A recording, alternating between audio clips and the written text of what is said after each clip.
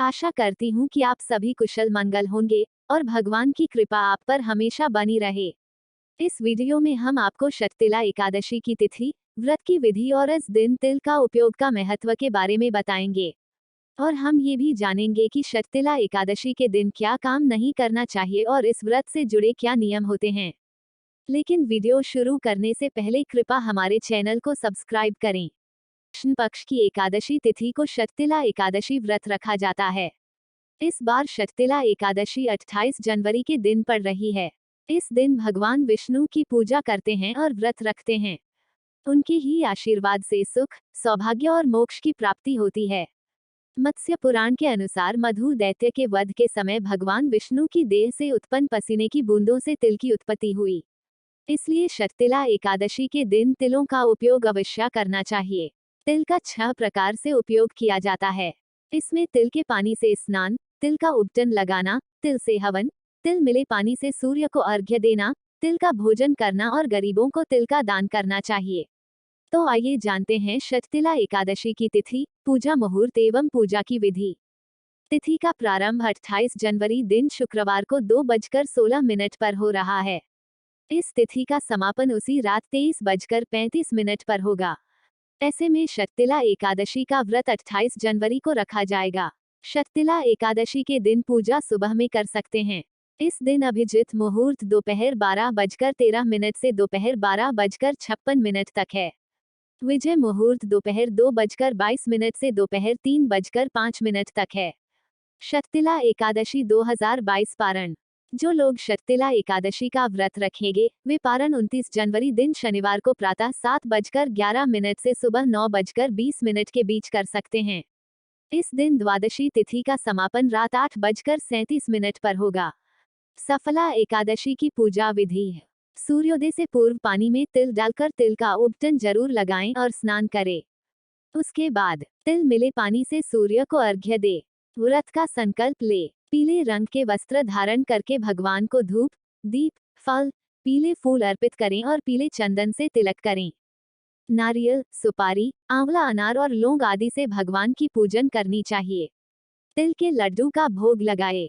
व्रत वाले दिन विष्णु सहस्त्रनाम का पाठ करें। अगले दिन द्वादशी पर व्रत खोलें। एकादशी के दिन निम्नलिखित मंत्रों का 108 बार अवश्य जाप करें जो कि बहुत ही फलदायी होते हैं। इसके निरंतर उच्चारण से भगवान वासुदेव जी प्रसन्न होकर भक्तों पर कृपा दृष्टि बनाए रखते हैं।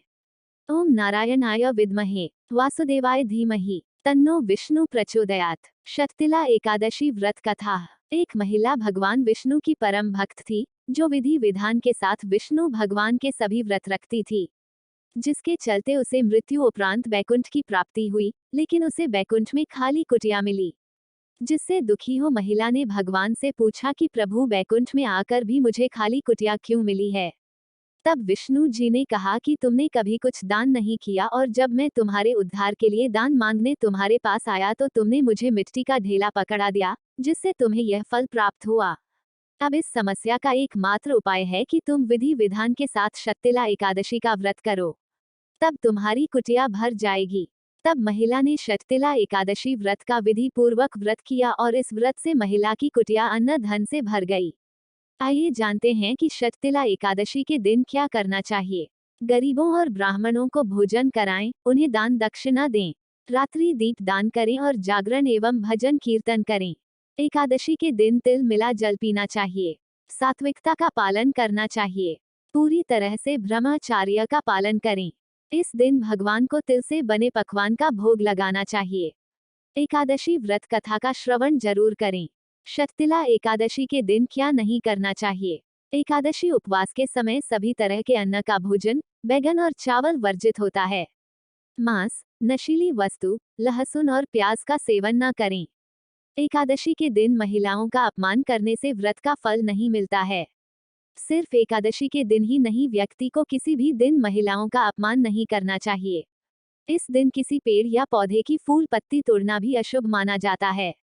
खासकर तुलसी के पत्ते नहीं तोड़ने चाहिए। शाम के समय नहीं सोना चाहिए।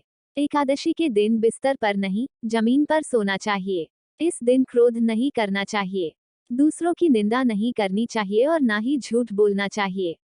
इसी तरह त्योहारों की तिथि, व्रत और पूजा विधि की जानकारी के लिए हमारे चैनल को सब्सक्राइब करें, जिससे आप हमसे हमेशा जुड़े रहे और वीडियो को लाइक करें। धन्यवाद।